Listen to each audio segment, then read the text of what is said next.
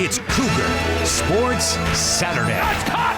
Touchdown! Stayed inside the boundary and gets in for 6. Cougar Sports Saturday, a presentation of KSL Sports. Richie right to the rim, driving score! He would not be denied! BYU Sports Talk by Cougar fans for Cougar fans. Sponsored by Any Hour Services, electrical, plumbing, heating, and air. Your hosts are Mitch Harper and Kyle Ireland. On Utah's legacy home of the Cougars, KSL News Radio, 102.7 FM and 1160 AM. Cougar Sports Saturday extended pregame rolls on here on this final regular season game day of the season. Hard to believe. Feels like just yesterday it was BYU Portland State. That was 3 months ago, and man, these seasons go by in the blink of an eye. Mitch Harper and Kyle Ireland with you. We host Cougar Sports Saturday every week here on KSL News Radio, noon to 3 here on the legacy home of the Cougars. It's BYU and UCF. 10-1 BYU, 5-6 UCF, and one of the traits of this BYU football team, when you think historically BYU football, you think of the passing game and the high-powered passing offenses. And look, BYU can throw the rock with Bear Bachmar. There's no doubt about that. But to BYU's core, to their identity, it's running the football. BYU this season averaging 201.5 yards per game on the ground. And the man that leads that ground attack is L.J. Martin, the defending Big 12 Offensive Player of the Week, who had a career-high 222 rushing yards a week ago in the win at Cincinnati. Here's my conversation with L.J. Martin from earlier this week at practice. L.J., how you feeling after that great performance, that career-high performance after Cincinnati? Well, I'm feeling pretty good, just a little bit sore from all the carries, but I'm feeling good overall. How fun was that to just get that huge workload, 32 carries against a really good team in Cincinnati on the road, and to, lean on your offensive line to help you get to that number, but just to win a game on the ground? Yeah, I mean, it was a lot of fun, just being able to touch the ball that many times. I mean, I would say anywhere in the base dream. So it was a lot of fun.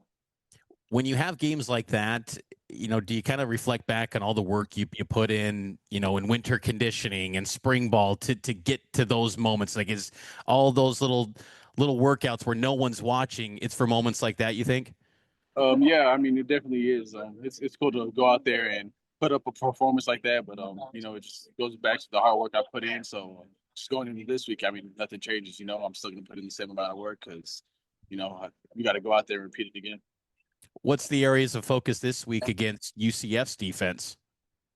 Just being physical again. Just going out there, they can be a really good defense. They're fast, physical, but we just got to be tough too and just go out there and play football at the end of the day. How much of the messaging from Kalani and Coach Roderick is letting the team know about, this UCF team is in a similar spot that BYU was in 2 years ago, where they're trying to get one more win to get to the postseason. The opponent, BYU in this case, but Oklahoma State 2 years ago, they were just win and they go to the Big 12 title. And that was a dogfight. That was an overtime game. Just how much is maybe that messaging of like, hey, don't take these guys lightly?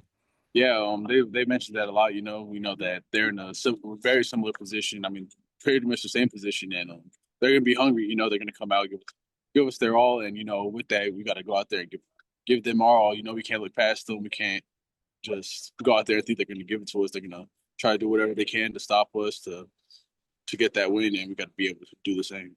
It was pretty cool at Nippert Stadium on Saturday. I saw you like embracing the fans, like many of the players on your guys' team. But then after, I saw you talking with Isaiah Jada, and I think sometimes these big rushing performances, fans forget to give praise to the offensive line.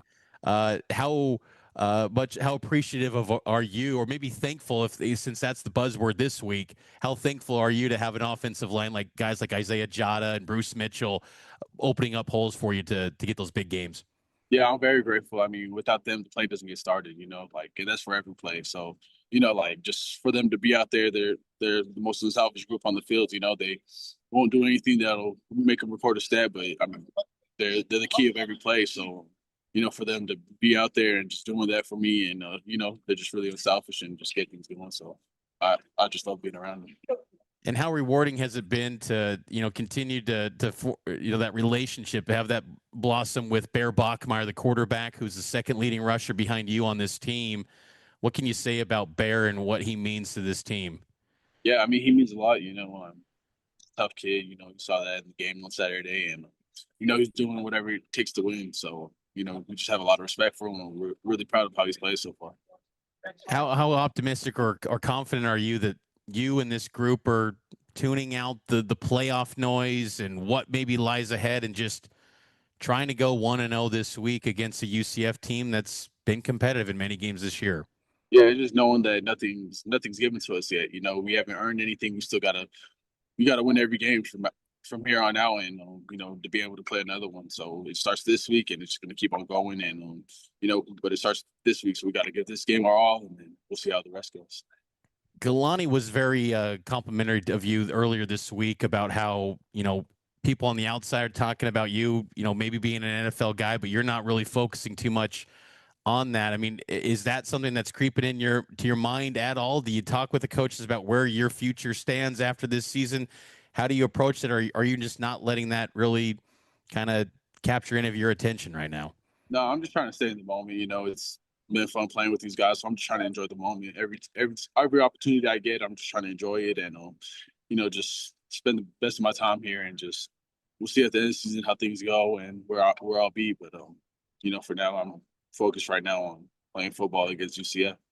And how much do you enjoy, though, playing at home? It feels like this season, it's been weird how you guys primarily have lived on the road, it seems like, at least because those two games were so early in the year at home. And then, I mean, you guys pretty much put in work on the road. How much do you enjoy these home spots, even though this one's a morning game, being in front of the home crowd again to close out the regular season? I mean, it's awesome. It's always great whenever you get to play at home in front of the fans, your peers. So it's just really cool to be able to have your support staff out there, your supporters out there, and just being at home. Yeah, nothing like you. Last couple of things for you, LJ, and appreciate the time. Where do you feel like have been the biggest areas of focus in your growth as a player over the course of this season? Even it feels like just you've continued to improve throughout this year. What do you attribute to that as areas of focus that have been catalysts for this improvement? I would just say it's everything. Just taking a step back last year at the end of the last season and just watching and just seeing what I can improve on. And there's a lot of stuff I could improve on, but I would say it's really just pass pro and playing without the ball. I feel like I could improve on that a lot. So I feel like I really try to work on that, and I've seen it work out pretty good this year. And do you think it also ties into just your knowledge of the offense? Kalani's noted that, I mean, this offense inside and out. Do you agree with that sentiment and just your comfort of what this offense expects of you from Aaron Roderick? Yeah, I mean, I feel like I know it pretty well right now, and it's just easy to just go out there and do what I need to, and it just allows me to play free and just go have fun.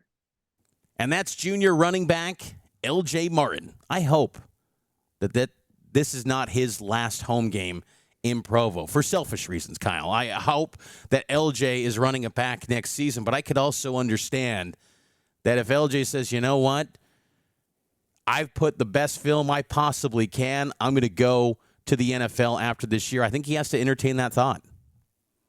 Yeah, I think that one of the things that was fun this last week was you've got Todd McShay, one of the biggest NFL draft experts out there, saying that LJ is a top 5 running back in the NFL draft class if he decides to go. Like, that's hard and tempting to walk away from. Granted, we're in a different era of NIL and so on, but LJ has put himself in a position where he's an NFL caliber running back. He's put in a lot of work. I've been impressed with his ability to battle through injuries this season, Mitch, because injuries have taken him out of chunks of seasons his last 2 years at BYU. And so I think that just his body of work as a whole has been so impressive this year. It's been fun to see what he's been able to do as far as, crossing the 1,000-yard mark against Cincinnati, that career high performance. And then it was just fun to see him get in the end zone a couple of times there against Cincinnati as well, Mitch, because I feel like it's just one of those things where we've talked so much this season about how BYU is going to go as far as LJ Martin takes them, and a lot rides on what he's able to do game to game. And obviously, he's been outstanding for the most part. The the Iowa State game where he gets banged up and the Texas Tech game aren't his bright moments of the season, but the way he bounced back against TCU and then against Cincinnati were so impressive. And then to be able to have touchdowns in both of those games and then a multi-touchdown game against the Bearcats last week. I think that BYU's been able to utilize LJ Martin in every way that they've wanted to this season, to be able to lean on him with a true freshman quarterback, to have such a strong run game has been so beneficial for BYU. When BYU's had special seasons, especially in recent decades, it's because they have an amazing running back who's been able to help, shoulder that offensive burden, and LJ's lived up to the billing. LJ this season, 1,134 yards, 8 touchdowns. He's averaging 5.8 yards per carry on his 195 carries. He is a special player. Maybe a little bit of comparisons to Tyler Algier. I don't know how you put them in the hierarchy. Who's better? I don't even want to entertain that thought right now because LJ still has so much more to accomplish, but he is a special player for BYU. BYU UCF extended pregame rolls on. Kickoff at 11 a.m. here on KSL News Radio. We'll take our final timeout. Give our score predictions next. Mitch Harper, Kyle Ireland with you here on KSL News Radio.